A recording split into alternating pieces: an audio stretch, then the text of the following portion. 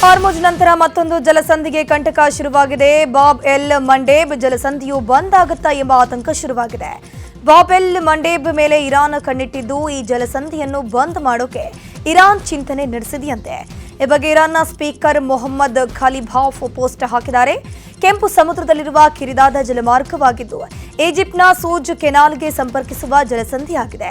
ಈ ಜಲಸಂಧಿ ಪಕ್ಕದಲ್ಲೇ ಯೆಮೆನ್ ಹೌತಿಗಳು ಮೊಕ್ಕಂ ಹೂಡಿದ್ದು ಒಂದು ವೇಳೆ ಇರಾನ್ ಅನುಮತಿ ಕೊಟ್ಟರೆ ದಾಳಿ ಮಾಡೋ ಸಾಧ್ಯತೆ ಇದೆ. ಇದರಿಂದಾಗಿ ಬಾಬ್ ಎಲ್ ಮಂಡೇಬ್ಗೆ ತಡೆ ಬಿದ್ದರೆ ಮತ್ತಷ್ಟು ಸಮಸ್ಯೆ ಹೆಚ್ಚಾಗಲಿದೆ.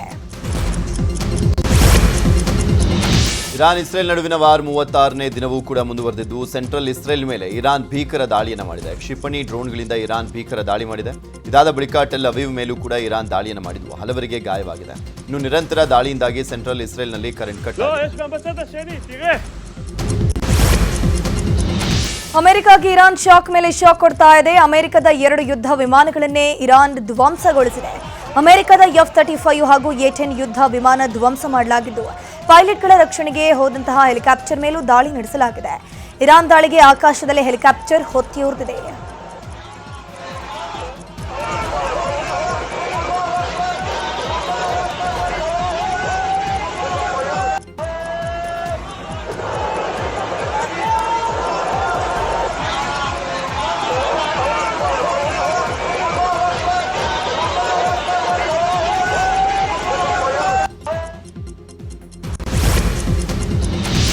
ಇರಾನ್ ದಾಳಿಗೆ ಇಸ್ರೇಲ್ ಕೂಡ ಪ್ರತಿದಾಳಿಯನ್ನು ಮಾಡ್ತಾ ಇದ್ದು ಲೆಬನಾನ್ನ ಬೈರುತ್ ಮೇಲೆ ಇಸ್ರೇಲ್ ಡೆಡ್ಲಿ ಅಟ್ಯಾಕ್ ಅನ್ನು ಮಾಡಿದೆ. ದಕ್ಷಿಣ ಉಪನಗರಗಳನ್ನು ಗುರಿಯಾಗಿಸಿ ದಾಳಿ ಮಾಡಲಾಗಿದ್ದು ಕ್ಷಿಪಣಿ ಡ್ರೋನ್ಗಳಿಂದ ದಾಳಿ ಮಾಡಿದ್ದು ಬೈರುತ್ನಾದ್ಯಂತ ಪ್ರಬಲ ಸ್ಫೋಟದ ಸದ್ದು ಕೇಳಿಬಂದಿದೆ.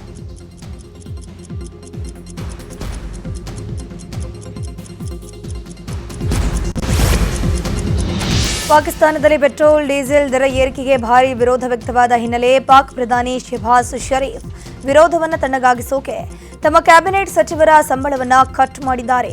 ಇನ್ನು 6 ತಿಂಗಳು ಕ್ಯಾಬಿನೆಟ್ ಸಚಿವರ ಸಂಬಳವನ್ನ ನಿಲ್ಲಿಸಲಾಗಿದೆ ಅಂತ ಘೋಷಣೆ ಮಾಡಿದ್ರು. ಅಲ್ಲದೆ ಪೆಟ್ರೋಲ್ ದರದಲ್ಲಿ 80 PKR ಕಡಿಮೆ ಮಾಡೋಕೆ ನಿರ್ಧರಿಸಿದ್ದು ಈ ಪೆಟ್ರೋಲ್ PKR ಗ್ರಾಹಕರಿಗೆ 378ಕ್ಕೆ ದೊರೆಯಲಿದೆ. ಮಧ್ಯಪ್ರಾಚ್ಯದಲ್ಲಿನ ಯುದ್ಧದಿಂದಾಗಿ ಭಾರತದಲ್ಲಿ ಉಂಟಾಗಿರುವಂತಹ ತೈಲ ಸಮಸ್ಯೆಯನ್ನು ಎದುರಿಸುವಲ್ಲಿ ಭಾರತ ಯಶಸ್ವಿಯಾಗಿದೆ ಅಂತ ವಿದೇಶಾಂಗ ಸಚಿವ ಜೈಶಂಕರ್ ಹೇಳಿದ್ದಾರೆ. ಛತ್ತೀಸ್ಗಢದ ರಾಯ್ಪುರದ IIMನಲ್ಲಿ ನಡೆದಂಥ 15ನೇ ಘಟಿಕೋತ್ಸವ ಕಾರ್ಯಕ್ರಮದಲ್ಲಿ ಮಾತನಾಡಿದಂಥ ಜೈಶಂಕರ್ ಭಾರತವು ದೇಶೀಯ ಹಾಗೂ ಬಾಹ್ಯ ಸವಾಲುಗಳನ್ನು ಎದುರಿಸುವಲ್ಲಿ ಸಶಕ್ತವಾಗಿದೆ. ತೈಲ ಹಾಗೂ ಗ್ಯಾಸ್ ಸಮಸ್ಯೆಯನ್ನು ಎದುರಿಸುವಲ್ಲಿ ಭಾರತ ಶ್ರಮ ವಹಿಸ್ತಾ ಇದೆ ಅಂತ ಹೇಳಿದ್ದಾರೆ. ಯುದ್ಧದಿಂದಾಗಿ ಭಾರತದಲ್ಲಿ ತೈಲಾಭಾವ ಉಂಟಾಗಿದೆ. ಈ ಮಧ್ಯೆ ಇರಾನ್ನಿಂದ ಭಾರತಕ್ಕೆ LPG ಹೊತ್ತ ಹಡಗುಗಳು ಒಂದೊಂದಾಗಿ ಬರ್ತಿವೆ. ಈಗ ಗ್ರೀನ್ ಸಾನ್ವಿ ಹಡಗು ಕೂಡ ಹರ್ಮುಜ್ ಜಲಸಂಧಿ ದಾಟಿ ಭಾರತಕ್ಕೆ ಬರ್ತಾ ಇದೆ. ಇದು ಭಾರತಕ್ಕೆ ಬರ್ತಿರುವಂತಹ LPG ಹೊತ್ತ 7ನೇ ಹಡಗಾಗಿದ್ದು ಇನ್ನೆರಡು ದಿನಗಳಲ್ಲಿ ಭಾರತಕ್ಕೆ ಬಂದು ತಲುಪಲಿದೆ. ಬೆಂಗಳೂರು ಸೇರಿದಂತೆ ರಾಜ್ಯದ ಬಹುತೇಕ ಕಡೆ ಆಟೋ ಗ್ಯಾಸ್ ಸಿಗದೆ ಚಾಲಕರು ಪರದಾಟವನ್ನು ಮಾಡ್ತಿದ್ದಾರೆ. ಶೇಷಾದ್ರಿಪುರಂನಲ್ಲಿ ಗ್ಯಾಸ್ಗಾಗಿ ಬಂಕ್ ಮುಂದೆ ಚಾಲಕರು ನಿಂತಿದ್ದಾರೆ. ಇದರ ಮಧ್ಯೆನೇ ಗ್ಯಾಸ್ ಬೆಲೆ ಕೂಡ ಏರಿಕೆ ಮಾಡಿದ್ದು ಚಾಲಕರು ಆಕ್ರೋಶವನ್ನು ವ್ಯಕ್ತಪಡಿಸಿದ್ದಾರೆ. 105 ಬೆಲೆ ಏರಿಸಿದ್ರೆ ಆಟೋ ಓಡಿಸೋದು ಹೇಗೆ? ನಮಗೆ ಏನು ಸಿಗುತ್ತೆ? ನಾವು ಪ್ಯಾಸೆಂಜರ್ ಬಳಿ ಎಕ್ಸ್ಟ್ರಾ ಕೇಳಿದರೆ ಅವರು ಕೊಡಲ್ಲ. ಮೀಟರ್ನಲ್ಲಿ ಎಷ್ಟಿದೆಯೋ ಅಷ್ಟೇ ಕೊಡ್ತೀವಿ ಅಂತಾರೆ. 105 ಲೀಟರ್ ಆದರೆ ಸಂಜೆ ತನಕ ಓಡಿಸಿದ್ರು ಏನು ಸಿಗಲ್ಲ. ಸರ್ಕಾರ ಕೂಡಲೇ ಒಂದು ರೇಟನ್ನು ಫಿಕ್ಸ್ ಮಾಡಬೇಕು ಅಂತ ಹೇಳಿದ್ದಾರೆ. ಸಿಗ್ತಾ ಇದೆ ಒಂದು ಡಬಲ್ 60 ರೂಪಾಯಿ ಇರೋದು ಇವಾಗ ಬಂದು 60 ರೂಪಾಯಿ ಇರೋದು 105 ರೂಪಾಯಿ ಮಾಡ್ತಾವ್ರೆ. ಏನು ಮಾಡೋದು ಹೇಳಿ? ಗ್ಯಾಸ್ ಖಾಲಿ ಆಯಿತು. ಈಗ ಪುನಃ ಬಂದಿದ್ದೀವಿ 400 ರೂಪಾಯಿಗೆ ಹಾಕ್ಸ್ಕೊಯ್ತೀವಿ. ಸಾಯಂಕಾಲ ಗಂಟೆ ಒಂದು 600 ರೂಪಾಯಿ ದುಡಿತೀವಿ. ಊಟದ ಖರ್ಚು 100 ರೂಪಾಯಿ ಆಯ್ತದೆ. 100 ರೂಪಾಯಿ ಮನೆಗೆ ತಗೋಗಿ ಏನು ಮಾಡೋದು ಸರ್? ನಾವು 1-2 ಕಿಲೋಮೀಟ್ರ್ 3 ಕಿಲೋಮೀಟ್ರು ಕ್ಯೂ ಇದೆ ಗ್ಯಾಸ್ಗೆ. ನಾವು ಹೋದ ವಾರದಲ್ಲಿ 3 ಕಿಲೋಮೀಟ್ರ್ ನಿಂತ್ಕೊಂಡು ಹಾಕ್ಸ್ಕೊಂಡಿದ್ದೀವಿ. ಅದನ್ನೇ ಮೇಂಟೈನ್ ಮಾಡ್ಕೊಂಡು ಬಂದಿದ್ದೀವಿ. ಹೊಟ್ಟೆಪಾಡು ಏನು ಮಾಡೋಣ? ಕ್ಯೂ ಅಲ್ಲಿ ನಿಂತಿದ್ದೀವಿ. ಅವ್ರು ಹಾಕೋಷ್ಟು ಹಾಕ್ಸ್ಕೊಂಡು ಹೋಗ್ಬೇಕಷ್ಟೇ. ನಾವು ಬಾಡಿಗೆ ಅಂತೂ ಓಡಿಸೋಕೆ ಆಗ್ತಾ ಇಲ್ಲ. ನೋಡಿ ಪ್ಯಾಸೆಂಜರ್ ಎಲ್ಲ 10 ರೂಪಾಯಿ ಮೇಲೆ ಜಾಸ್ತಿ ಕೊಡಲ್ಲ ಅಂತಾರೆ. ಏನು ಮಾಡೋದ ಸರ್? ಗ್ಯಾಸ್ ಸಿಗದೆ ಆಟೋ ಚಾಲಕ ಗಿರೀಶ್ ಎಂಬುವರು ಕಣ್ಣೀರನ್ನ ಹಾಕಿದ್ದಾರೆ. ರೇಸ್ ಕೋರ್ಸ್ ರಸ್ತೆಯಿಂದ ಆಟೋ ತಳ್ಳಿಕೊಂಡು ಬಂದಿದ್ದೇನೆ. ಇಲ್ಲಿ ಕ್ಯಾಶ್ ಮಾತ್ರ ಅಂತಾರೆ. 80 ರೂಪಾಯಿ ಕ್ಯಾಶ್ ಇದೆ. ಅದಕ್ಕೆ ಎಷ್ಟು ಬರುತ್ತೋ ಅಷ್ಟೇ ಹಾಕಿಸ್ಕೋಬೇಕು. ಸರ್ಕಾರ ಗ್ಯಾಸ್ ಕೊಡೋಕೆ ಆಗ್ತಿಲ್ಲ. ಸುಮ್ಮನೆ ಸೀಮೆ ಹಸು ಕುಡಿಸೋಕೆ ಹೇಳ್ಬಿಡಿ.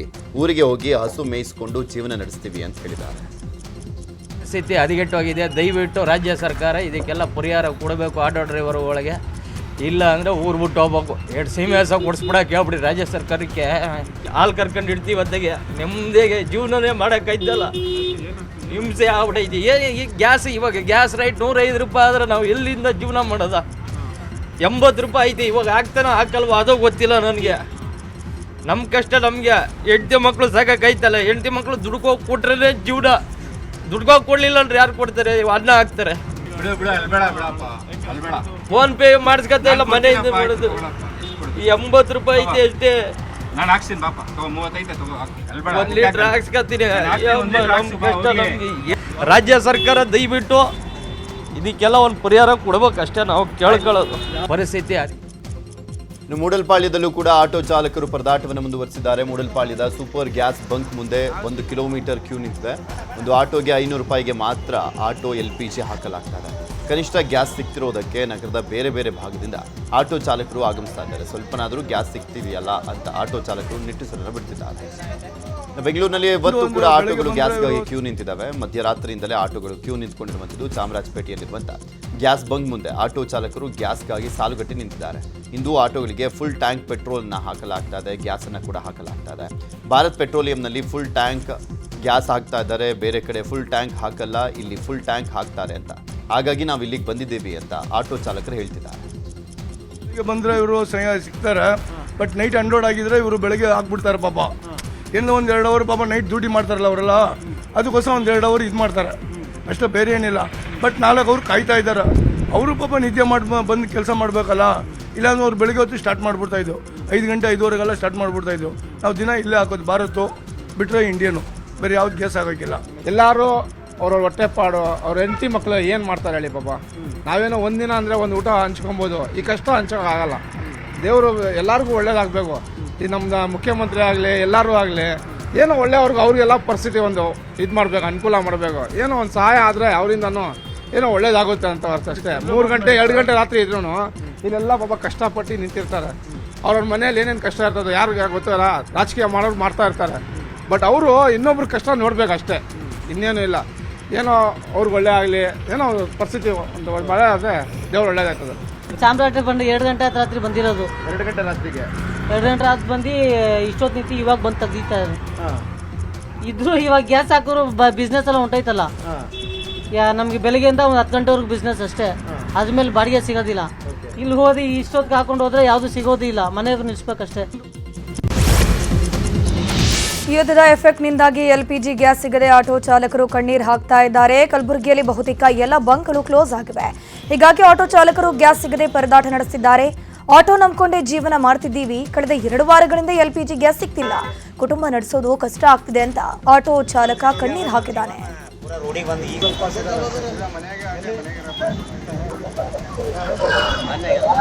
ಇನ್ನು ಕಲಬುರಗಿಯಲ್ಲಿ ಆಟೋ ಗ್ಯಾಸ್ ಸಿಗದಿದ್ದಕ್ಕೆ ಸಿಡಿದಿದ್ದ ಆಟೋ ಚಾಲಕರು ರಸ್ತೆ ತಡೆದು ಪ್ರತಿಭಟನೆ ಮಾಡಿದ್ರು. ನಗರದ ನ್ಯೂ ಜೇವರ್ಗಿ ರಸ್ತೆಯಲ್ಲಿರುವಂತಹ ಸೂಪರ್ ಗ್ಯಾಸ್ ಬಂಕ್ ಬಳಿ ಪ್ರತಿಭಟನೆ ಮಾಡಲಾಯಿತು. ಕಳೆದ 5-6 ದಿನಗಳಿಂದ ಆಟೋ ಗ್ಯಾಸ್ ಸಿಗ್ತಿಲ್ಲ. ಗ್ಯಾಸ್ ಸಿಗದ ಹಿನ್ನೆಲೆ ಮನೆಯಲ್ಲಿ ಆಟೋ ನಿಲ್ಲಿಸಬೇಕಾಗಿದೆ. ಸಾಲ ಮಾಡಿ ಜೀವನ ನಡೆಸಬೇಕಾದಂತಹ ಅನಿವಾರ್ಯತೆ ಎದುರಾಗಿದೆ ಅಂತ ಆಟೋ ಚಾಲಕರು ಆಕ್ರೋಶ ವ್ಯಕ್ತಪಡಿಸಿದ್ದಾರೆ. ನಮ್ಗೆ ಆಟೋ ನಡೆಸ್ತೇವೆ ಅಂದ್ರೆ ನಮ್ಗೆ ಏನೂ ಸವಲತ್ತಿಲ್ಲ, ಇಲ್ಲಿ ಗ್ಯಾಸ್ ಎಲ್ಲ ಬಂದ್ ಆಗಿಬಿಟ್ಟಿದೆ. ನಾವು ಹೆಂಗೆ ಮಾಡ್ಕೊತಿರ್ಬೇಕು ಜೀವನದಲ್ಲಿ, ತುಂಬ ತ್ರಾಸಿದೆ. ಕಸ್ಟಮರ್ ಕೇಳಿದ್ರು ಏನೂ ಹೇಳೋಕ್ಕಿಲ್ಲ. ಕಸ್ಟಮರ್ ನಾವೇನೋ ಒಂದು ಪೇಷೆಂಟ್ ಇರ್ತದೆ, ಈಗೇನೋ ಒಂದು ಪೇಷೆಂಟ್ ಹೋಗಿ ಬಂದಿದ್ದು ನಿಲ್ಲದ ಗಾಡಿ ಎಲ್ಲಿ ತಗೋ ಹೋಗ್ತದೆ ಅಲ್ಲಿ ತಗ ನಡೀಪ ತೊಗೊಂಡು ಬಂದಿಲ್ಲ ಸರ್. ಹಿಂಗೆ ಅದ್ರ ರಾಜಕೀಯದವ್ರು ಏನು ಮಾಡತ್ತಾರ, ಇದು ಏನು ಅವ್ರು ಏನು ಮಾಡತ್ತಾರೆ ನಮಗೊಂದು ಅರ್ಥ ಆಗಲ್ಲ. ಯಾರ ಭಾಳ ಪರೇಶಾನ್ ಬಂದ ಸರ್. ಅದಕ್ಕೆ ಏನು ಸರ್ಕಾರ ಏನು ಮಾಡ್ತದ, ಏನು ಕೊಡ್ತದೆ? ನಮ್ಮ ಮೀಡಿಯಾ ಸಾಬ್ರು ಏನಂತಾರೆ, ನಿಮ್ಮ ಮೇಲೆ ಡಿಪೆಂಡ್. ನಾವು ಈಗ ಗ್ಯಾಸ್ ಸರ್ ಪಾಪ ಅದೇನು ಪೇಷಂಟ್ ಅದಂತ ಹೇಳಿ ತೊಗೊಂಡು ಬಂದಿದ್ರಿ ನಮ್ಗೆ. ಇನ್ನು ದೊಡ್ಡಬಳ್ಳಾಪುರ ನಗರದ ವೀರಭದ್ರಸ್ವಾಮಿ ಆಟೋ LPG ಬಂಕ್ ಮುಂದೆ ಮಾಲೀಕರು ಹಾಗೂ ಆಟೋ ಚಾಲಕರ ಮಧ್ಯೆ ವಾಗ್ವಾದ ನಡೆಯಿತು. ಸ್ಟಾಕ್ ಇದ್ರೂ ಆಟೋಗಳಿಗೆ ಗ್ಯಾಸ್ ನೀಡ್ತಿಲ್ಲ ಅಂತ ಚಾಲಕರು ಆಕ್ರೋಶ ವ್ಯಕ್ತಪಡಿಸಿದ್ದಾರೆ. ಮುಂಚೆ ಬಂದಿದ್ದ ಸ್ಟಾಕ್ 2 ದಿನ ಖಾಲಿ ಆಗಿದೆ. ಇವಾಗ ದೊಡ್ಡಬಳ್ಳಾಪುರದ ಆಟೋ ಮುಖ್ಯಸ್ಥರು ಯಾರು ಇದಾರೋ ಅವರೇ ಬಂದು ಬೋರ್ಡ್ ಅಲ್ಲೂ ಚೆಕ್ ಮಾಡ್ಕೊಂಡಿದ್ದಾರೆ, ಅವ್ರಿಗೂ ಕ್ಲಾರಿಫೈ ಆಗಿದೆ. ಸ್ಟಾಕ್ 100% ಇಲ್ಲ, ಖಾಲಿ ಆಗಿದೆ. ಸ್ಟಾಕ್ ಬಂದ ಮೇಲೆ ನೆಕ್ಸ್ಟ್ ಕೊಡ್ತೀವಿ. ದೊಡ್ಡಬಳ್ಳಾಪುರ ಹುಬ್ಬಳ್ಳಿಯಲ್ಲಿ 15 ಆಟೋ LPG ಬಂಕ್ಗಳು ಬಂದ್ ಆಗಿವೆ. ಎಲ್ಲ ಬಂಕ್ಗಳಲ್ಲೂ ನೋ ಸ್ಟಾಕ್ ಬೋರ್ಡ್ ಹಾಕಲಾಗಿದೆ. ನಿನ್ನೆ 2 ಬಂಕ್ ಕಾರ್ಯನಿರ್ವಹಿಸಿದ್ದವು, ಈಗ ಅದು ಕೂಡ ಬಂದ್ ಆಗಿದ್ದು ಆಟೋ ಚಾಲಕರು ಪರದಾಟ ನಡೆಸಿದ್ದಾರೆ. ಚಿತ್ರದುರ್ಗದಲ್ಲೂ ಕೂಡ ಹಲವು ಗ್ಯಾಸ್ ಬಂಕ್ಗಳು ಬಂದ್ ಆಗಿವೆ. ಗ್ಯಾಸ್ ಬಂಕ್ ಬಂದ್ ಆಗಿದ್ರಿಂದ ಆಟೋ ಚಾಲಕರು ಗ್ಯಾಸ್ ಸಿಗದೆ ಪರದಾಡ್ತಿದ್ದಾರೆ. ಮಲೆನಾಡಿನ ಕಂಬಳಕ್ಕೂ ತಟ್ಟಿರುವಂಥದ್ದು ಗ್ಯಾಸ್ ಟ್ರಬಲ್. ಕಂಬಳದಲ್ಲಿ ಹೋಟೆಲ್ ನಡೆಸುವಂತಹ ಹೋಟೆಲ್ ಮಾಲೀಕರಿಗೆ ಗ್ಯಾಸ್ ಟೆನ್ಷನ್ ಶುರುವಾಗಿದೆ.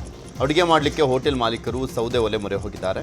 ಸೌದೆಯಲ್ಲಿ ಅಡುಗೆ ಮಾಡಲಿಕ್ಕೆ ಕೆಲಸಗಾರರು ಸಿಗ್ತಿಲ್ಲ, ಅಡುಗೆ ಮಾಡೋಕ್ಕೆ ಆಗಲ್ಲ ಅಂತ ಕೆಲಸಗಾರರು ಬರ್ತಿಲ್ಲ.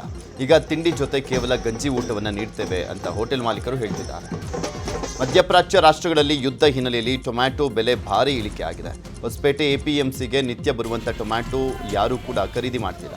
ಈ ಹಿನ್ನೆಲೆಯಲ್ಲಿ ಜನರು ಟೊಮ್ಯಾಟೊವನ್ನು ಮೇಕೆಗಳಿಗೆ ಹಾಕ್ತಿದ್ದಾರೆ. ರೈತರು ತರುವಂಥ ನೇರವಾಗಿ ಎಪಿಎಂಸಿಯಿಂದ ಕುರಿ ಹಟ್ಟಿಗಳಿಗೆ ಹೋಗ್ತಾ ಇದೆ. ಹೋಟೆಲ್ ಮಾಲೀಕರು ಕೂಡ ಖರೀದಿ ಮಾಡೋದು ಕಡಿಮೆ ಮಾಡಿದ್ದಾರೆ. ಈ ಹಿನ್ನೆಲೆಯಲ್ಲಿ ನಮಗೆ ಏನು ಲಾಭ ಸಿಗ್ತಾ ಇಲ್ಲ, ರಸ್ತೆಗಳಿಗೆ ಸುರಿಯುವಂಥ ಬದಲು ನಾವು ಮೇಕೆಗಳಿಗಾದರೂ ಆಹಾರವನ್ನು ಕೊಡ್ತೀವಿ ಅಂತ ಜನರು ಹೇಳ್ತಾ ಇದ್ದಾರೆ. ಆಟೋ ಚಾಲಕರಿಗೆ ಗ್ಯಾಸ್ ಸಮಸ್ಯೆ ಆಗ್ತಿದೆ ಎಂಬ ವಿಚಾರದ ಬಗ್ಗೆ ಬೆಂಗಳೂರಿನಲ್ಲಿ ಮಾತನಾಡಿದ ಡಿಸಿಎಂ ಡಿಕೆ ಶಿವಕುಮಾರ್, ಆಟೋ ಚಾಲಕರಿಗೆ ಟ್ರಾನ್ಸ್ಪೋರ್ಟೇಷನ್ ತೊಂದರೆ ಆಗ್ತಿದೆ, ಹೋಟೆಲ್ನವರಿಗೆ ತೊಂದರೆ ಆಗಿದೆ. ಮನೆಯಲ್ಲಿ ಹೇಗೋ ಸ್ಟವ್ನಲ್ಲಿ ಅಡುಗೆ ಮಾಡ್ಕೊಳ್ತಾರೆ, ಆದರೆ ಹೊರಗಡೆ ಹೋಟೆಲ್ನಲ್ಲಿ ಗ್ಯಾಸ್ ಇಲ್ಲದೆ ಸಮಸ್ಯೆ ಆಗ್ತಾ ಇದೆ. ಅದನ್ನು ಕೂಡಲೇ ಕೇಂದ್ರ ಸರ್ಕಾರ ಬಗೆಹರಿಸಬೇಕು. ನಮ್ಮ ಕೈಯಲ್ಲಿ ಏನೂ ಇಲ್ಲ, ಎಲ್ಲವೂ ಕೂಡ ಕೇಂದ್ರ ಸರ್ಕಾರ ಕೊಡುವಂಥದ್ದು.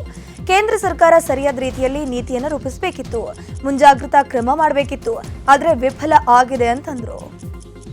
ಆಟೋ ಡ್ರೈವರ್ಸ್ಗೆ ಎಲ್ಲ ಟ್ರಾನ್ಸ್ಪೋರ್ಟೇಷನ್ ತೊಂದರೆ ಆಗ್ತಾ ಇದೆ. ಆಟೋಗೆ, ಹೋಟ್ಲ್ಗೆ ಇದಿಲ್ಲದೆ ಹೋದ್ರು ಚಿಂತೆ ಇಲ್ಲ. ಮನೆಗಳಿಗೆ ಬೇಕಾದ್ರೆ ಸ್ಟವ್ ಮಾಡ್ಕೊಳ್ತಾರೆ. ಸ್ಟವ್ ಅಂದರೆ ಹೀಟ್ರು, ಬೇರೆವೆಲ್ಲ ಹೊರಗಡೆ ಹೋಗಿ ಮಾಡ್ತಾರಲ್ಲ, ಪಾಪ ಅವ್ರಿಗೆಲ್ಲ ಭಾಳ ತೊಂದರೆ ಆಗ್ತಾ ಇದೆ. ಊಟ ಅದ್ರ ಬಗ್ಗೆ ಕೇಂದ್ರ ಸರ್ಕಾರ ಗಮನ ಹರಿಸ್ಬೇಕು. ಆಟೋ ಚಾಲಕರು ರಾಜ್ಯ ಸರ್ಕಾರಕ್ಕೆ ಮನವಿ ಮಾಡ್ತಾ ಇದ್ದಾರೆ. ನಾವು ಅದ್ರ ಬಗ್ಗೆ ಅದಕ್ಕೆ ನಮ್ಮ ಕೈಲಿಲ್ಲ, ಅದೇ ಕೇಂದ್ರ ಸರ್ಕಾರ ಕೊಡುವಂಥದ್ದು. ಕೇಂದ್ರ ಸರ್ಕಾರ ಸರಿಯಾದ ರೀತಿಯಲ್ಲಿ ನೀತಿ ರೂಪಿಸುವಂಥದ್ದು, ಮುಂದಕ್ಕೆ ಮುಂಜಾಗ್ರತೆ ಮಾಡಬೇಕಾಗಿತ್ತು. ಅದು ವಿಫಲಾಗಿದೆ.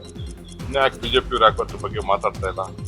ಬಿಜೆಪಿಯವ್ರು ಹೇಳ್ಬೇಕು, ನಮ್ಮಿಂದ ತೊಂದರೆ ಆಗಿದೆ, ದಯವಿಟ್ಟು ಕ್ಷಮಿಸಿ ಅಂತ ಕೇಳಬೇಕು ಜನರಿಗೆ. ಅವ್ರು ಮಾಡಿರೋ ತೊಂದರೆನೆಲ್ಲ ಮುಚ್ಚಿಕೊಳ್ತಾ ಇದ್ದಾರೆ ಅವರೆಲ್ಲ.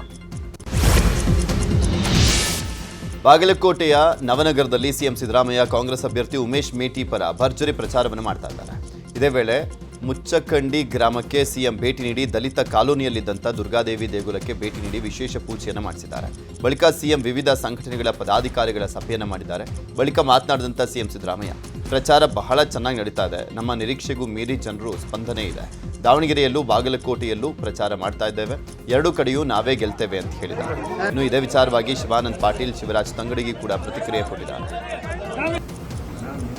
ಮತ್ತು 2 ದಿನಗಳ ಹಿಂದೆ ಪ್ರಚಾರ ಮಾಡಿದ್ದೆ. ಎಲ್ಲ ಕಡೆ ಒಳ್ಳೆಯ ಸ್ಪಂದನೆ ಇದೆ. ದಾವಣಗೆರೆಯಲ್ಲೂ ಕೂಡ ಪ್ರಚಾರ ಮಾಡಿದೆ ನಾನು, ಇಲ್ಲಿ ಬಾಗಲಕೋಟೆಯಲ್ಲೂ ಕೂಡ ಪ್ರಚಾರ ಮಾಡಿದೆ. ಎರಡೂ ಕಡೆ ಗೆಲ್ತೀವಿ ನಾವು. ಏನೋ ರಾಜಕಾರಣದಲ್ಲಿ ಭಗವಂತ ಒಂದು ಅವಕಾಶ ಕೊಟ್ಟಿದ್ದಾನೆ.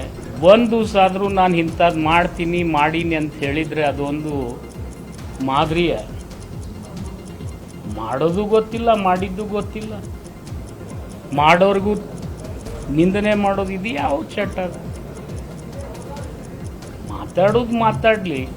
ಈಗ ಬಂದಿರೋದು ಚರಂತಿ ಮಠರ ಪರ, ಅವ್ರ ಪರ ಮಾತಾಡಬೇಕು. ಅವ್ರು ಮಾಡಿದ ಕೆಲಸದ ಬಗ್ಗೆ ನನ್ನ ಹೆಸರು ತೊಗೊಂಡು ಇಲ್ಲೇನು ಕೆಲಸ ಇದೆ?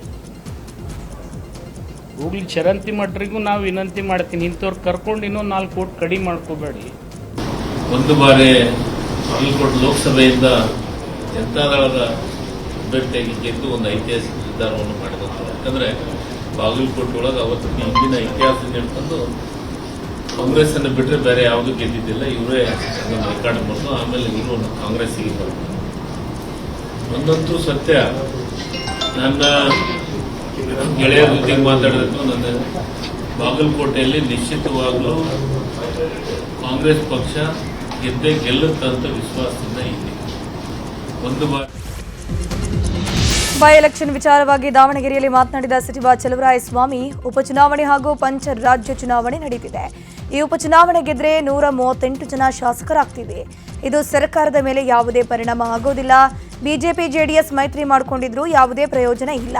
ಈ ಹಿಂದೆ 3 ಉಪಚುನಾವಣೆ ಕಾಂಗ್ರೆಸ್ ಗೆದ್ವಿ. 2 ಮಾಜಿ ಸಿಎಂ ಮಕ್ಕಳ ವಿರುದ್ಧ ನಾವು ಗೆದ್ದಿದ್ದೀವಿ, ಈಗಲೂ ಗೆಲ್ತೀವಿ ಅಂತಂದ್ರು. ಇನ್ನು ಇದೇ ವಿಚಾರವಾಗಿ ಡಿಕೆಶಿ ಕೂಡ ಮಾತನಾಡಿದ್ದು, ನಮ್ಮ ಅಭ್ಯರ್ಥಿಗಳು ಗೆದ್ದೇ ಗೆಲ್ತಾರೆ ಎಂಬ ವಿಶ್ವಾಸ ಇದೆ ಅಂತಂದ್ರು. ಇನ್ನು ಶಿವಲಿಂಗೇಗೌಡ ಕೂಡ ಪ್ರತಿಕ್ರಿಯೆ ನೀಡಿದ್ದಾರೆ. ಈ 2 ಚುನಾವಣೆ ಈಗಾಗಲೇ ನಮಗೆ 3 ಚುನಾವಣೆಯಲ್ಲಿ ನಾವು ಉಪಚುನಾವಣೆಯಲ್ಲಿ ಗೆದ್ದಿದ್ದೀವಿ. ಒಂದು ಬಳ್ಳಾರಿ ಜಿಲ್ಲೆಯಲ್ಲಿ, ಒಂದು ಹಾವೇರಿ ಜಿಲ್ಲೆಯಲ್ಲಿ, ಒಂದು ಚನ್ನಪಟ್ಟಣ 3 ಚುನಾವಣೆ ನಾವು ಗೆದ್ದು ಅಲ್ಲಿ 2 ಮುಖ್ಯಮಂತ್ರಿಗಳ ಮಕ್ಕಳ ವಿರುದ್ಧ ಗೆದ್ದು. ನಮ್ಮ ಕ್ಷೇತ್ರ ಅಲ್ಲ, ಬಳ್ಳಾರಿ ಮಾತ್ರ ನಮ್ಮದು, ಹಾವೇರಿನಲ್ಲಿ ನಮ್ಮದಲ್ಲ, ಬೆಳಗಾವಿನಲ್ಲಿ, ಚನ್ನಪಟ್ಟಣದಲ್ಲೂ ನಮ್ಮದಲ್ಲ. ಅಲ್ಲಿ ಬಾಗಲಕೋಟೆ, ದಾವಣಗೆರೆ 2 ಭಾಳ ಚೆನ್ನಾಗಿದೆ. ಕಾರ್ಯಕರ್ತರು ಭಾಳ ಚೆನ್ನಾಗಿ ಕೆಲಸ ಮಾಡ್ತಾ ಇದ್ದಾರೆ. ಪ್ರತಿ ಮನೆಗೂ ಹೋಗಿ ಗ್ಯಾರಂಟಿ ಬಗ್ಗೆ ಮನವರಿಕೆ ಮಾಡ್ತಾ ಇದ್ದಾರೆ. ಆ ಗ್ಯಾರಂಟಿಯಿಂದ ಬೇರೆ BJP ವೋಟ್ ಹಾಕ್ತವ್ರು ಕೂಡ ನಾವು ಕಾಂಗ್ರೆಸ್ಗೆ ವೋಟ್ ಹಾಕ್ತೀವಿ, ಗ್ಯಾರಂಟಿ ಉಳಿಸ್ಕೊಳ್ಬೇಕು, ಜನರ ಈ ಬೆಲೆ ಏರಿಕೆಯಿಂದ ನಮ್ಗೆ ಎಷ್ಟು ತೊಂದರೆ ಆಗ್ತಾ ಇದೆ ಅಂತೇಳಿ ಅವರೆಲ್ಲ ಸ್ಮರಿಸ್ಕೊಳ್ತಾ ಇದ್ದಾರೆ. 100ಕ್ಕೆ 100 ಇದೆ. 100ಕ್ಕೆ 100 ಭಾಗ ಎರಡೂ ಕ್ಷೇತ್ರವನ್ನು. ಇದು ದಾವಣಗೆರೆ, ನಾನು ಬಾಗಲಕೋಟೆಗೆ ಹೋಗಿಲ್ಲ. ದಾವಣಗೆರೆ ಅಂತೂ ಅದು ಯಾರು ಏನೇ ಹೇಳಿ 25,000 ರಿಂದ 30,000 ಲೀಡ್ನಲ್ಲಿ ಗೆಲ್ಲುತ್ತೆ. ನಾವೆಲ್ಲ ತಿರುಗಿದ್ದೀನಿ. 100ಕ್ಕೆ 100 ಇದೆ. 100ಕ್ಕೆ 100 ಭಾಗ ಎರಡೂ ಕ್ಷೇತ್ರವನ್ನು. ಇದು ದಾವಣಗೆರೆ, ನಾನು ಬಾಗಲಕೋಟೆಗೆ ಹೋಗಿಲ್ಲ. ದಾವಣಗೆರೆ ಒಂದು ಬೈ ಎಲೆಕ್ಷನ್ ವಿಚಾರವಾಗಿ ರಾಯಚೂರಿನ ಸಿಂಧನೂರಿನಲ್ಲಿ ಕೇಂದ್ರ ಸಚಿವ ಎಚ್ ಡಿ ಕುಮಾರಸ್ವಾಮಿ ಪ್ರತಿಕ್ರಿಯೆಯನ್ನು ಕೊಟ್ಟಿದ್ದಾರೆ. ಕರ್ನಾಟಕದ ಉಪಚುನಾವಣೆಯಲ್ಲಿ ಎರಡೂ ಪಕ್ಷಗಳು ಅತ್ಯಂತ ಪ್ರತಿಷ್ಠೆಯಾಗಿ ಕೆಲಸವನ್ನು ಮಾಡ್ತಾ ಇದೆ.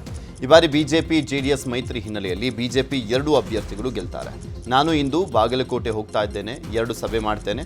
ನಾಳೆ ಇಡೀ ದಿನ ನಾನು ಬಾಗಲಕೋಟೆಯಲ್ಲಿ ಇದ್ದು ಪ್ರಚಾರವನ್ನು ಮಾಡ್ತೇನೆ. ಈ ಬಾರಿ ಗೆಲುವು ಬಿಜೆಪಿಗೆ ಬರುತ್ತೆ ಅನ್ನುವಂಥದ್ದೇ ನನ್ನ ಅಭಿಪ್ರಾಯ ಅಂತ ಹೇಳಿದ್ದಾರೆ. ಸಂಪೂರ್ಣವಾಗಿ ಎರಡೂ ಪಕ್ಷಗಳು ಅತ್ಯಂತ ಒಂದು ಪ್ರತಿಷ್ಠೆಯಾಗಿ ತೆಗೆದುಕೊಂಡು ಕೆಲಸ ಏನು ಮಾಡ್ತಾ ಇದ್ದಾರೆ.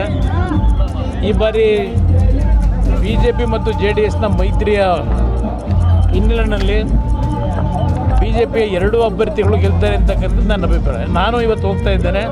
ಸಾಯಂಕಾಲ ದಾವಣಗೆರೆಯಲ್ಲಿ 2 ಸಭೆ ಅಟೆಂಡ್ ಮಾಡ್ತಾ ಇದ್ದೇನೆ. ನಾಳೆ ದಿನ ಸಂಪೂರ್ಣವಾಗಿ ಬಾಗಲಕೋಟೆ ಇರ್ತೀನಿ. ಬೆಂಗಳೂರಿನಲ್ಲಿದ್ದ 272 ಅಕ್ರಮ ಬಾಂಗ್ಲಾ ವಲಸಿಗರನ್ನ ಗಡಿಪಾರು ಮಾಡಲಾಗಿದೆ. 178 ಪುರುಷರು, 94 ಮಹಿಳೆಯರ ಜೊತೆಗೆ 12 ಜನ ಮಕ್ಕಳನ್ನು ಗಡಿಪಾರು ಮಾಡಲಾಯಿತು. ಅವರನ್ನ ತಮ್ಮ ದೇಶಕ್ಕೆ ಬಿಡೋಕೆ ಪೊಲೀಸರು ಮುಂದಾಗಿದ್ದು, ತ್ರಿಪುರ ಗಡಿಯಿಂದ BSF ಮೂಲಕ ಗಡಿಪಾರು ಮಾಡಲಿದ್ದಾರೆ. ಅಲ್ಲದೆ ಅಕ್ರಮ ಬಾಂಗ್ಲಾ ವಲಸಿಗರನ್ನ ಕರೆತರ್ತಿದ್ದ 2 ವ್ಯಕ್ತಿಗಳನ್ನ ಸಿಸಿಬಿ ಪೊಲೀಸರು ಅರೆಸ್ಟ್ ಮಾಡಿದ್ದಾರೆ. ಹಾಸನ ಜಿಲ್ಲೆ ಅರಸೀಕೆರೆಯಲ್ಲಿ ಗಲಾಟೆ ನಡೆದಿದೆ. ಹಿಂದೂ ದಂಪತಿ ಮೇಲೆ ಯುವಕರಿಂದ ಹಲ್ಲೆ ಮಾಡಿರುವಂಥ ಆರೋಪ ಕೇಳಿಬಂದಿದೆ. ಜೇನುಕಲ್ ಸಿದ್ದೇಶ್ವರ ಜಾತ್ರೆಯಿಂದ ಬರುವಂಥ ಸಂದರ್ಭದಲ್ಲಿ ದಂಪತಿ ಮೇಲೆ ಯುವಕರ ಗುಂಪಿನಿಂದ ಹಲ್ಲೆಯನ್ನು ಮಾಡಲಾಗಿದೆ ಅಂತ ಹೇಳಲಾಗ್ತದೆ. ನಗರಸಭೆ ಮಾಜಿ ಅಧ್ಯಕ್ಷ ಸಮೀವುಲ್ಲಾ ಪುತ್ರ ಸುಫಿಯಾನ್ ಹಾಗೂ ಬೆಂಬಲಿಗರಿಂದ ಹಲ್ಲೆಯನ್ನು ಮಾಡಿರುವಂಥ ಆರೋಪ ಕೇಳಿಬಂದಿರುವಂಥದ್ದು. ಜಾತ್ರೆ ಮುಗಿಸಿಕೊಂಡು ದಂಪತಿ ಬೈಕ್ನಲ್ಲಿ ತೆರಳುತ್ತಿದ್ದಾಗ ಬೈಕ್ ನಿಧಾನವಾಗಿ ಓಡಿಸುವಂಥ ಯುವಕರ ಗುಂಪು ಹೇಳ್ತಂತೆ. ಇದೇ ವಿಚಾರಕ್ಕೆ ಗಲಾಟೆಯಾಗಿ ದಂಪತಿ ಮೇಲೆ ಹಲ್ಲೆಯನ್ನು ಮಾಡಲಾಗಿದೆ. ಹಲ್ಲೆ ವಿಡಿಯೋ ಸೋಷಿಯಲ್ ಮೀಡಿಯಾದಲ್ಲಿ ಸಖತ್ತಾಗಿ ವೈರಲ್ ಆಗ್ತಾ ಇತ್ತು. ಹಿಂದೂಗಳ ಮೇಲೆ ದಬ್ಬಾಳಿಕೆ ಅಂತ ನೆಟ್ಟಿಗರು ಆಕ್ರೋಶವನ್ನು ವ್ಯಕ್ತಪಡಿಸ್ತಾ ಇದ್ದಾರೆ. ರಾಜ್ಯದಲ್ಲಿ ಹಿಂದಿ ಭಾಷೆಗಳಿಗೆ ಗ್ರೇಡಿಂಗ್ ಸಿಸ್ಟಮ್ ಜಾರಿ ವಿಷಯವಾಗಿ ಸಿಎಸ್ಗೆ ರಾಜ್ಯಪಾಲರು ಪತ್ರ ವಿಚಾರದ ಬಗ್ಗೆ ಕರವೇ ನಾರಾಯಣಗೌಡ ಆಕ್ರೋಶವನ್ನು ವ್ಯಕ್ತಪಡಿಸಿದ್ದಾರೆ. ಎಕ್ಸ್ಪೋಸ್ಟ್ ಮಾಡಿರುವಂಥ ಅವರು, ಮಾನ್ಯ ರಾಜ್ಯಪಾಲರೇ, ನಿಮ್ಮ ಕೆಲಸ ನೀವು ನೋಡ್ಕೊಳ್ಳಿ. ರಾಜ್ಯಪಾಲರು ಸರ್ಕಾರದ ಪದನಿಮಿತ್ತ ಮುಖ್ಯಸ್ಥರು ಎಂಬುದನ್ನು ನೀವು ಮರೆತಿದ್ದೀರಿ. ನೀವು ನಮ್ಮಿಂದ ನೇರವಾಗಿ ಆಯ್ಕೆಯಾದ ಜನಪ್ರತಿನಿಧಿ ಅಲ್ಲ. ದೈನಂದಿನ ಆಡಳಿತದಲ್ಲಿ ಮೂಗು ತೋರಿಸಲಿಕ್ಕೆ ನಿಮಗೆ ಯಾವುದೇ ನೈತಿಕತೆ ಇಲ್ಲ, ಸಾಂವಿಧಾನಿಕ ಹೊಣೆಗಾರಿಕೆ ಇಲ್ಲ. ಅದು ನಿಮ್ಮ ವ್ಯಾಪ್ತಿಯ ಕೆಲಸವೂ ಅಲ್ಲ. ರಾಜ್ಯದ ಶಿಕ್ಷಣ ಕ್ಷೇತ್ರದಲ್ಲಿ ಬದಲಾವಣೆ ತರುವಂಥ ಅಧಿಕಾರ ಸರ್ಕಾರಕ್ಕಿದೆ. ಸರ್ಕಾರ ನಿರ್ಧಾರ ಮಾಡುತ್ತೆ. ಜನರಿಂದ ಆಯ್ಕೆಯಾದ ಜನಪ್ರತಿನಿಧಿಗಳ ನಿರ್ಧಾರ ಬದಲಾವಣೆ ಮಾಡಲಿಕ್ಕೆ ಯಾರಿಗೂ ಅಧಿಕಾರವಿಲ್ಲ ಅಂತ ವಾಗ್ದಾಳಿಯನ್ನು ಮಾಡಿದ್ದಾರೆ. ಪಾಲಿಕೆ ಇಂಜಿನಿಯರ್ ವೀರೇಶ್ ಮೇಲೆ ಕಾಂಗ್ರೆಸ್ ಕಾರ್ಪೊರೇಟರ್ ಹಲ್ಲೆ ಪ್ರಕರಣಕ್ಕೆ ಸಂಬಂಧಪಟ್ಟಂತೆ ಈಗ ಎಫ್ಐಆರ್ ದಾಖಲಾಗಿದೆ. ಕಾಂಗ್ರೆಸ್ ಕಾರ್ಪೊರೇಟರ್ ಕುಬೇರನ ಮೇಲೆ ಬ್ರೋಸ್ಪೇಟೆ ಠಾಣೆಯಲ್ಲಿ ಎಫ್ಐಆರ್ ದಾಖಲಾಗಿರುವುದು. ಹಲ್ಲೆಗೆ ಒಳಗಾದ ವೀರೇಶ್ ಕಾರ್ಪೊರೇಟರ್ ಕುಬೇರ ಮೇಲೆ ಸರ್ಕಾರಿ ಕೆಲಸಕ್ಕೆ ಅಡ್ಡಿ, ಜೀವ ಬೆದರಿಕೆ ಮತ್ತು ಹಲ್ಲೆ ಪ್ರಕರಣ ದಾಖಲಿಸಿದ್ದಾರೆ. ಇನ್ನು ದೂರು ದಾಖಲಾಗ್ತಿದ್ದಂತೆ ಆರೋಪಿ ಕುಬೇರ ನಾಪತ್ತೆಯಾಗಿದ್ದಾನೆ. ಆರೋಪಿಯನ್ನು ಬಂಧಿಸುವಂತೆ ಪಾಲಿಕೆ ಸಿಬ್ಬಂದಿ ಒತ್ತಾಯಿಸಿ ಪ್ರತಿಭಟನೆ ನಡೆಸಲಿದ್ದಾರೆ. ಚಿಕ್ಕಬಳ್ಳಾಪುರದಲ್ಲಿ ಕಸ ವಿಲೇವಾರಿ ಘಟಕ ವಿವಾದ ಭುಗಿಲೆದಿದೆ. ಶಿಡ್ಲಘಟ್ಟ ತಾಲೂಕಿನ ಹಿತ್ತಲಹಳ್ಳಿ ಗೇಟ್ ಬಳಿ ಇರುವಂತಹ ಕಸ ವಿಲೇವಾರಿ ಘಟಕ ಸ್ಥಳಾಂತರಿಸುವಂತೆ ಪ್ರತಿಭಟನೆಯನ್ನು ಮಾಡಲಾಗ್ತಾ ಇದೆ. ಪೌರಾಯುಕ್ತೆ ಅಮೃತ ಗೌಡ ಕಚೇರಿಗೆ ಮುತ್ತಿಗೆ ಹಾಕಿ ಪ್ರತಿಭಟನೆ ಮಾಡಲಾಗ್ತಾ ಇತ್ತು. ಕಸ ವಿಲೇವಾರಿ ಘಟಕದಿಂದ ಕೆಟ್ಟ ಹೊಗೆಯಿಂದ ಆರೋಗ್ಯ ಸಮಸ್ಯೆ ಹೆಚ್ಚಾಗಿದೆ ಅಂತ ಗ್ರಾಮಸ್ಥರು ಆರೋಪವನ್ನು ಮಾಡಿದ್ದಾರೆ. ಇನ್ನು ಕಸ ವಿಲೇವಾರಿ ವಾಹನಗಳನ್ನು ಗ್ರಾಮಸ್ಥರು ರಸ್ತೆಯಲ್ಲಿಯೇ ತಡೆ ಹಿಡಿದು ಆಕ್ರೋಶವನ್ನು ವ್ಯಕ್ತಪಡಿಸಿದ್ದಾರೆ. ನಾಳೆ ನಡೆಯುವಂಥ RCB ಮ್ಯಾಚ್ಗಾಗಿ ವಿಧಾನಸೌಧದಲ್ಲಿ ಶಾಸಕರ ಟಿಕೆಟ್ಗಳನ್ನು ಪಡೆದುಕೊಳ್ಳಲಿಕ್ಕೆ ಅವರವರ PAಗಳು ಕ್ಯೂ ನಿಂತಿದ್ದಾರೆ. ಸ್ಪೀಕರ್ ಆಫೀಸ್ನಲ್ಲಿ ಟಿಕೆಟ್ ಹಂಚಿಕೆ ಮಾಡಲಾಗ್ತಾ ಇದ್ದು ಟಿಕೆಟ್ ಪಡೆಯಲಿಕ್ಕೆ ಶಾಸಕರು, ಸಚಿವರ ಆಪ್ತ ಸಹಾಯಕರು ಕ್ಯೂ ನಿಂತಿದ್ದಾರೆ. ಒಬ್ಬ ಶಾಸಕರಿಗೆ ತಲಾ 4 ಟಿಕೆಟ್ ವಿತರಣೆ ಮಾಡಲಾಗ್ತಾ ಇದೆ.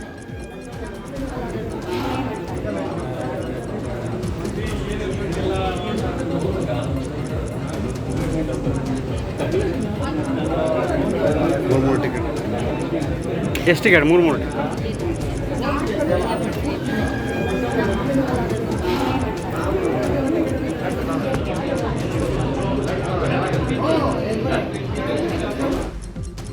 ಇನ್ನು RCB ವರ್ಸಸ್ SRH ಪಂದ್ಯದ ವೇಳೆ ಮೊಬೈಲ್ ಕಳ್ಳತನ ಪ್ರಕರಣಕ್ಕೆ ಸಂಬಂಧಪಟ್ಟಂತೆ ಇದುವರೆಗೂ 51 ಮೊಬೈಲ್ಗಳನ್ನು ಜಪ್ತಿ ಮಾಡಲಾಗಿದೆ. ಜಾರ್ಖಂಡ್ ಮೂಲದ ಸುಮಾರು 18 ಅಪ್ರಾಪ್ತರಿಂದ ಮೊಬೈಲ್ ಸೀಸ್ ಮಾಡಲಾಗಿದ್ದು ಆರೋಪಿಗಳನ್ನು ವಶಕ್ಕೆ ಪಡೆದು ವಿಚಾರಣೆ ಮಾಡಲಾಗ್ತಾ ಇದೆ. ಚಿಕ್ಕಬಳ್ಳಾಪುರದಲ್ಲಿ ಜೂಜಡ್ಡೆ ಮೇಲೆ ಪೊಲೀಸರು ದಾಳಿ ಮಾಡಿದ್ದಾರೆ. ಚೇಳೂರು ತಾಲೂಕು ವಸಂತಪುರ ಬಳಿಯ ಡಿವೈಎಸ್ಪಿ ಪ್ರಕಾಶ್ ನೇತೃತ್ವದಲ್ಲಿ ಎಸ್ಪಿ ಅಡ್ಡೆ ಮೇಲೆ ದಾಳಿ ಮಾಡಲಾಗಿದ್ದು 19 ಜನರನ್ನ ವಶಕ್ಕೆ ಪಡೆಯಲಾಗಿದೆ. ಬಂಧಿತರಿಂದ 9 ಲಕ್ಷ ಹಣ, ನಗದು ಹಾಗೂ ಕಾರು, ದ್ವಿಚಕ್ರ ವಾಹನಗಳು ಮತ್ತು ಇಸ್ಪೀಟಿ ಎಲೆಗಳ ಜಪ್ತಿ ಮಾಡಿಕೊಂಡಿದ್ದಾರೆ. ಪ್ರಕರಣ ಕೂಡ ದಾಖಲಿಸಿಕೊಂಡಿದ್ದಾರೆ. ಫಾರ್ಮ್ ಹೌಸ್ ಮೇಲೆ ಪೊಲೀಸರು ದಾಳಿ ಮಾಡಿ ಗಾಂಜಾ, ಅಫೀಮು ವಶಪಡಿಸಿಕೊಂಡಿದ್ದಾರೆ. ಚಾಮರಾಜನಗರ ಕೊಳ್ಳೇಗಾಲ ತಾಲೂಕಿನ ಮಧುವನಹಳ್ಳಿ ಬಳಿ ಇರುವಂತಹ ಫಾರ್ಮ್ ಹೌಸ್ನಲ್ಲಿ ರೌಡಿ ಶೀಟರ್ ಜಹೀರ್ ಅಲಿಯಾಸ್ ಖಾಲಿ ಎಂಬಾತನ ಬರ್ತ್ಡೇ ಪಾರ್ಟಿ ಇತ್ತು. ಪಾರ್ಟಿಯಲ್ಲಿ ಅಫೀಮು, ಗಾಂಜಾ ಸೇವಿಸಿರುವ ವಿಚಾರ ಪೊಲೀಸರಿಗೆ ಗೊತ್ತಾಗಿದ್ದು ಸ್ಥಳಕ್ಕೆ ಬಂದ ಪೊಲೀಸರು ರೌಡಿ ಶೀಟರ್ ಹಾಗೂ 14 ಮಂದಿ ಸಹಚರರನ್ನು ಅರೆಸ್ಟ್ ಮಾಡಿದ್ದಾರೆ. IPL ಶುರುವಾಗಿದ್ದೇ ತಡ ಎಲ್ಲೆಡೆ ಬೆಟ್ಟಿಂಗ್ ಜೋರಾಗಿ ನಡೀತಾ ಇದೆ. ಕೊಪ್ಪಳದಲ್ಲೂ IPL ಬೆಟ್ಟಿಂಗ್ ನಡೀತಿದ್ದು ಇನ್ನು ಪೊಲೀಸರು ಕಾರ್ಯಾಚರಣೆ ನಡೆಸಿ ಆರೋಪಿಗಳನ್ನು ವಶಕ್ಕೆ ಪಡ್ಕೊಂಡ್ರು. ಕುಷ್ಟಗಿ ನಗರದ ಪಶು ಆಸ್ಪತ್ರೆ ಬಳಿ ಹಣ ಕಟ್ಟಿಸಿಕೊಳ್ತಿದ್ದ ಅನಿಲ್ ಕುಮಾರ್ ಎಂಬಾತನನ್ನ ಅರೆಸ್ಟ್ ಮಾಡಿದ್ದಾರೆ. ಶಾಸಕರು ಹಾಗೂ ಗ್ರಾಮಸ್ಥರ ನಡುವೆ ಹೈಡ್ರಾಮಾ ನಡೆದಿದೆ. ಮಂಡ್ಯದ ಗುರುವನಹಳ್ಳಿ ಗ್ರಾಮದಲ್ಲಿ ಗ್ರಾಮ ಪಂಚಾಯಿತಿಯನ್ನ ನಗರಸಭೆ ಸೇರಿಸಿದ್ದಕ್ಕೆ ಶಾಸಕ ಕದಲೂರು ಉದಯ್ ಹಾಗೂ ಗ್ರಾಮಸ್ಥರ ಮಧ್ಯೆ ಹೈಡ್ರಾಮವೇ ನಡೆದಿದೆ. ಮೈಸೂರಿನ ವರುಣ ಗ್ರಾಮದಲ್ಲಿ ಬಸ್ ನಿಲ್ದಾಣದ ಸಮಸ್ಯೆ ಹೆಚ್ಚಾಗಿದೆ. ನಿಲ್ದಾಣ ಇಲ್ಲದೆ ಬಿಸಿಲಿನಲ್ಲಿ ಜನರು ಪರದಾಟ ನಡೆಸುತ್ತಿದ್ದಾರೆ. ಮೈಸೂರು, ಕೊಳ್ಳೇಗಾಲ ಸೇರಿ ಇತರೆಡೆ ತೆರಳೋಕ್ಕಾಗ್ತಿಲ್ಲ. ಈ ಬಗ್ಗೆ ಯತೀಂದ್ರಗೆ ಮನವಿ ಮಾಡಿದ್ರೂ ಪ್ರಯೋಜನ ಆಗಿಲ್ಲ ಅಂತ ಸ್ಥಳೀಯರು ಹೇಳಿದ್ದಾರೆ. ವಿಜಯಪುರದ ನಾಗಠಾಣ ಕ್ಷೇತ್ರದಲ್ಲಿ ರಸ್ತೆ ಸಮಸ್ಯೆ ಇದೆ. ಕೂಲಿ ಕಾರ್ಮಿಕರೇ ಅಧಿಕವಾಗಿರುವಂತಹ ಬಡಾವಣೆಗಳಲ್ಲಿ ರಸ್ತೆ ಸ್ಥಿತಿ ಕೇಳುವವರೇ ಇಲ್ಲ ಅನ್ನುವಂತಾಗಿದೆ. ಚಾಮರಾಜನಗರ ಜಿಲ್ಲೆಯ ಬಂಡೀಪುರದ ಬಳಿ ಪ್ರವಾಸಿಗರಿಗೆ ತಾಯಿ ಹುಲಿ ಮಕ್ಕಳೊಂದಿಗೆ ದರ್ಶನ ನೀಡಿದೆ. ಬಂಡೀಪುರದ ಮೂರ್ಕೆರೆ ಸಮೀಪ ಹುಲಿಗಳು ಕಂಡುಬಂದಿವೆ. ಈ ವೇಳೆ ತಾಯಿ ಹುಲಿ ತನ್ನ 2 ಮರಿಗಳೊಂದಿಗೆ ಹಳ್ಳದಲ್ಲಿ ನೀರು ಕುಡಿದು ದಣಿವಾರಿಸಿಕೊಂಡಿರೋ ದೃಶ್ಯ ಕಂಡು ಸಫಾರಿಗರು ಸಂತಸಪಟ್ಟು ಮೊಬೈಲ್ನಲ್ಲಿ ವಿಡಿಯೋವನ್ನು ಕ್ಯಾಪ್ಚರ್ ಮಾಡಿಕೊಂಡಿದ್ದಾರೆ. ಚಿಕ್ಕಮಗಳೂರಿನಲ್ಲಿ ಭದ್ರಾ ಹುಲಿ ಸಂರಕ್ಷಿತ ಪ್ರದೇಶದ ವ್ಯಾಪ್ತಿಯಲ್ಲಿ ಸಿಬ್ಬಂದಿಯಿಂದ ನಿಯಮ ಉಲ್ಲಂಘಿಸಿರುವ ಆರೋಪ ಕೇಳಿಬರ್ತಾ ಇದೆ. ಅರಣ್ಯದ ಒಳಗಿನ ಝರಿ ಬಳಿ 10 ಕಾರ್ಮಿಕರಿಂದ ನಿಷೇಧಿತ ಪ್ರದೇಶದಲ್ಲಿ ಮೋಟಾರ್ ಪೈಪ್ ಅಳವಡಿಕೆ ಮಾಡಿ ಪ್ರಭಾವಿ ವ್ಯಕ್ತಿಯ ಕಾಫಿ ತೋಟಕ್ಕೆ ನೀರು ಸರಬರಾಜು ಮಾಡಿಕೊಳ್ಳುತ್ತಿದ್ದಾರೆ ಅಂತ ಆರೋಪಿಸಲಾಗಿದೆ. ಹಿಂದೂ ಧಾರ್ಮಿಕ ಆಚಾರ್ಯ ಮಹಾಸಭೆ ಹಿನ್ನೆಲೆಯಲ್ಲಿ ತಾಜ್ ವೆಸ್ಟರ್ನ್ ಹೋಟೆಲ್ನಿಂದ ರಸ್ತೆ ಮೂಲಕ ಅಮಿತ್ ಶಾ ತೆರಳಿದ್ದು ನೆಲಮಂಗಲದ BGS ಕ್ಯಾಂಪಸ್ನಲ್ಲಿ ನಡೀತಾ ಇರುವಂತಹ ಸಭೆಯಲ್ಲಿ ಭಾಗಿಯಾಗಿದ್ದಾರೆ. PUC ಮುಗಿದ ನಂತರ ವಿದ್ಯಾರ್ಥಿಗಳಿಗೆ ಮುಂದೇನು ಎಂಬ ಪ್ರಶ್ನೆ ಇರುವುದು ಸಹಜ. ಇಂತಹ ಪ್ರಶ್ನೆಗಳಿಗೆ ನ್ಯೂಸ್ 18 ಆಯೋಜನೆ ಮಾಡಿರುವಂತಹ ವಿದ್ಯಾಸಂಗಮ ಉತ್ತರವಾಗಿದೆ. ಶಿವಮೊಗ್ಗದ ಬಸ್ ಸ್ಟ್ಯಾಂಡ್ ಬಳಿಯ ಪೊಲೀಸ್ ಭವನದಲ್ಲಿ ಕಾರ್ಯಕ್ರಮ ಹಮ್ಮಿಕೊಳ್ಳಲಾಗಿದ್ದು ಸಮಾಜ ಶಿಕ್ಷಣ ಸಚಿವ ಮಾಜಿ ಸಚಿವರಾಗಿರುವಂತಹ ಕಿಮ್ಮನೆ ರತ್ನಾಕರ್ ಉದ್ಘಾಟನೆಯನ್ನು ಮಾಡಿದ್ದಾರೆ. ಬಳಿಕ ಮಾತನಾಡಿದಂತಹ ಅವರು ಬೆಂಗಳೂರಿಗೆ ಸೀಮಿತವಾಗಿರುವಂತಹ ಇಂತಹ ಕಾರ್ಯಕ್ರಮಗಳನ್ನು ಶಿವಮೊಗ್ಗ ಜಿಲ್ಲಾ ಕೇಂದ್ರಕ್ಕೆ ತಂದಿರುವುದಕ್ಕೆ ನ್ಯೂಸ್ 18ಗೆ ಧನ್ಯವಾದ ಅಂತ ತಿಳಿಸಿದರು. ಕಾರ್ಯಕ್ರಮದಲ್ಲಿ 40ಕ್ಕೂ ಹೆಚ್ಚು ವಿದ್ಯಾಸಂಸ್ಥೆಗಳು ಭಾಗಿಯಾಗಲಿದೆ. ಇನ್ನು ಕಾರ್ಯಕ್ರಮದಲ್ಲಿ ಶಿವಮೊಗ್ಗ ಜಿಲ್ಲಾಧಿಕಾರಿ ಪ್ರಭುಲಿಂಗ ಕವಳಿಕಟ್ಟಿ, ಶಿವಮೊಗ್ಗ SP ನಿಖಿಲ್, ಯುವ ಮುಖಂಡ ಆದರ್ಶ್ ಹುಂಚದಕಟ್ಟೆ, ನ್ಯೂಸ್ 18ನ sales south head Basavaraj, Adichunchanagiri ಕಾಲೇಜಿನ ಉಪನ್ಯಾಸಕ ಕುಪ್ಪೇರಾವ್ ಹಾಗೂ JP ಬಿಲ್ಡರ್ಸ್ನ GG ಹಿರೇಮಠ ಸೇರಿದಂತೆ ಹಲವರು ಉಪಸ್ಥಿತರಿದ್ದರು. ದ ಮೇನ್ ಐಡಿಯಾ ಬಿಟ್ವೀನ್ ಈ ಕಾನ್ಸೆಪ್ಟ್ ನಾವು ಎಕ್ಸ್ಪೋ ಮಾಡಬೇಕು ಅಂದ್ಕೊಂಡಿದ್ದು. ಈ ಥರದ ಇವೆಂಟ್ಸ್ಗಳು ಬ್ಯಾಂಗ್ಳೂರಲ್ಲಿ ತುಂಬ ಆಗುತ್ತೆ. ಸೊ ನಮಗೆ ಡಿಸ್ಟ್ರಿಕ್ಟ್ ಲೆವೆಲಲ್ಲಿ ಬೇಕಾಗಿತ್ತು. ಫಾರ್ ಎಕ್ಸಾಂಪಲ್ ನಾವು ಶಿವಮೊಗ್ಗ ಮಾಡೋದ್ರಿಂದ ಮಕ್ಕಳಿಗಾಗಿರ್ಬೋದು ಅಥವಾ ಪೇರೆಂಟ್ಸ್ಗಳಿಗಾಗಿರ್ಬೋದು ತುಂಬ ಹೆಲ್ಪ್ ಆಗುತ್ತೆ. ಇಲ್ಲಿ ಆಲ್ಮೋಸ್ಟ್ ಒಂದು 30 ಇನ್ಸ್ಟಿಟ್ಯೂಷನ್ಸ್ಗಳಿರುತ್ತೆ. ಇನ್ಸ್ಟಿಟ್ಯೂಷನ್ಸ್ ಅನ್ನೋಕ್ಕಿಂತ ಜಾಸ್ತಿ ಯೂನಿವರ್ಸಿಟಿಗಳಿರುತ್ತೆ. ಎಷ್ಟೋ ಜನ ಮಕ್ಕಳಿಗಾಗಿರ್ಬೋದು ಪೇರೆಂಟ್ಸ್ಗಾಗಿರ್ಬೋದು ಗೊಂದಲ ಇರುತ್ತೆ. PUC ಆದಮೇಲೆ ಏನು ಮಾಡಬೇಕು ಅಂತ ಗೊತ್ತಿರುತ್ತೆ. ಆಮೇಲೆ ಏನಾಗುತ್ತೆ, ನಾರ್ಮಲ್ ನಿಮ್ದು ರೆಗ್ಯುಲರ್ ಕೋರ್ಸಸ್ಗಳು ಅಷ್ಟೇ ಗೊತ್ತಿರುತ್ತೆ. ಇಲ್ಲಿ ಏನಾಗುತ್ತೆ, ನನಗೆ ಗೊತ್ತಿರೋ ಪ್ರಕಾರ PUC +2 ಆದಮೇಲೆ ಆಲ್ಮೋಸ್ಟ್ 300 ಕೋರ್ಸಸ್ಗಳಿವೆ. ಎಷ್ಟೋ ಅತ್ಯುತ್ತಮವಾಗಿರ್ತಕ್ಕಂಥ ಕಾರ್ಯಕ್ರಮ. ನಮ್ಮ ನ್ಯೂಸ್ 18ನವರಿಗೆ ಇನ್ನೊಂದು ವಿನಂತಿ ನಾನು ಮಾಡ್ಕೊಳ್ತೇನೆ, ನೀವು ಎಲ್ಲ ಜಿಲ್ಲೆಗಳಲ್ಲೂ ಇಂಥ ಒಂದು ಕಾರ್ಯಕ್ರಮ ಮಾಡಿ ಅಂತಕ್ಕಂಥದ್ದು. ಮೊದಲನೇದಾಗಿ ಇಲ್ಲಿರ್ತಕ್ಕಂಥ ಎಲ್ಲ ವಿದ್ಯಾರ್ಥಿಗಳಿಗೆ ನೀವು ಅಂದರೆ ಅತ್ಯಂತ ಸಮಾಧಾನಪೂರ್ವಕವಾಗಿ ಆತುರವಾಗಿ ಏನೂ ಇಲ್ದೇನೆ, ಯಾಕೆಂದರೆ ಜಿಲ್ಲೆಯ ಒಳಗಿರ್ತಕ್ಕಂಥ ವಿದ್ಯಾರ್ಥಿಗಳೇ ಇಲ್ಲೆಲ್ಲರೂ ಹೆಚ್ಚಿಗೆ ಸೇರೋದ್ರಿಂದ ನೀವೆಲ್ಲರೂ ಮಾಹಿತಿಯನ್ನು ಪಡ್ಕೊಳ್ಳಿ. 30 ಸಂಸ್ಥೆಗಳು ಇಲ್ಲಿ ಭಾಗವಹಿಸಿದ್ದಾವೆ. ಆರ್ಟ್ ಫ್ರಮ್ ದ ಹಾರ್ಟ್ 4ನೇ ಆವೃತ್ತಿಗೆ ಚಲನಚಿತ್ರ ನಿರ್ಮಾಪಕಿ ಅಶ್ವಿನಿ ಪುನೀತ್ ರಾಜ್ಕುಮಾರ್ ಚಾಲನೆ ನೀಡಿದ್ದಾರೆ. ಚಿತ್ರಕಲಾ ಪರಿಷತ್ನ ದೇವರಾಜು ಅರಸು ಗ್ಯಾಲರಿಯಲ್ಲಿ ಕಾರ್ಯಕ್ರಮ ಹಮ್ಮಿಕೊಂಡಿದ್ದು ವಿಶೇಷ ಚೇತನ ಕಲಾವಿದರು ರಚಿಸಿದ ಕಲಾಕೃತಿಗಳ ಪ್ರದರ್ಶನ ಮಾಡಲಾಯಿತು. ದೇಶದಾದ್ಯಂತ 40ಕ್ಕೂ ಹೆಚ್ಚು ವಿಶೇಷ ಚೇತನರು ಕಲಾಕೃತಿ ರಚಿಸಿದ್ದು ಅಶ್ವಿನಿ ಪುನೀತ್ ರಾಜ್ಕುಮಾರ್ ಮಗಳ ಜೊತೆಗೆ ಕಲಾಕೃತಿ ವೀಕ್ಷಣೆ ಮಾಡಿದರು.